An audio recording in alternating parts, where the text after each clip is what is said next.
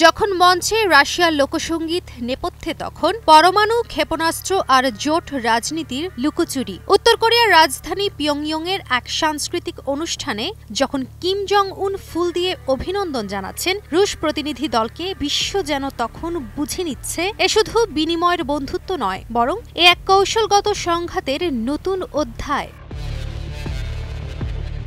২৮ June উত্তর কোরিয়ার শাসক কিম জং উনের সঙ্গে বৈঠকে মিলিত হলেন রাশিয়ার সংস্কৃতিমন্ত্রী ওলগা লিউবিমোভা। স্থান ওয়ার্কার্স পার্টির কেন্দ্রীয় সদর দফতর, যেখানে বসেছিল এক উষ্ণ আলোচনার আসর। তবে আলোচনার ভাষা ছিল শুধু সংস্কৃতি নয়, বরং কূটনৈতিক বার্তায় ছিল স্পষ্ট সংকেত। আর তা হলো এই সম্পর্ক এগোচ্ছে সামরিক ঘনিষ্ঠতার দিকেই।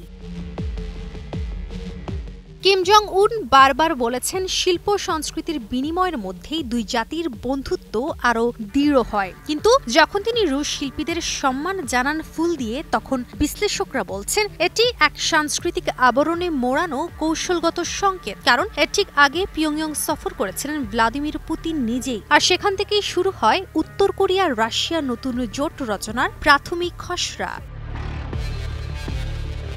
সাংস্কৃতিক মঞ্চে উত্তর কোরিয়ার লোকনৃত্য, রাশিয়ার ঐতিহ্যবাহী গান, কিন্তু এই আয়োজনের মধ্যে আসলে রচিত হচ্ছে এক বিকল্প শক্তি সমীকরণ। অন্তত এমনটাই মনে করছেন পশ্চিমা বিশ্লেষকরা। যেখানে যুক্তরাষ্ট্র ও দক্ষিণ কোরিয়ার মিত্র বাহিনীকে প্রতিহত করতে পিয়ংইয়ং খুঁজে নিচ্ছে কৌশলগত বন্ধু, আর মস্কো খুঁজছে এক বিশ্ববিচ্ছিন্ন অথচ আনুগত্যশীল পার্টনার। এ যেন উষ্ণ অভ্যর্থনার আড়ালে লুকিয়ে থাকা বারুদের চুক্তিপত্র।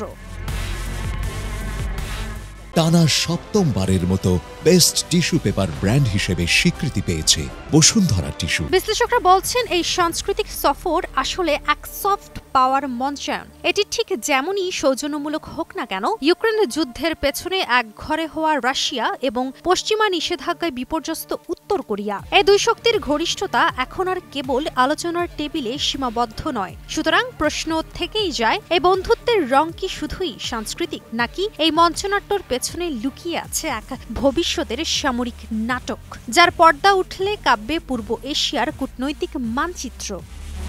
কাজিয়া অহনা, নিউজ 24।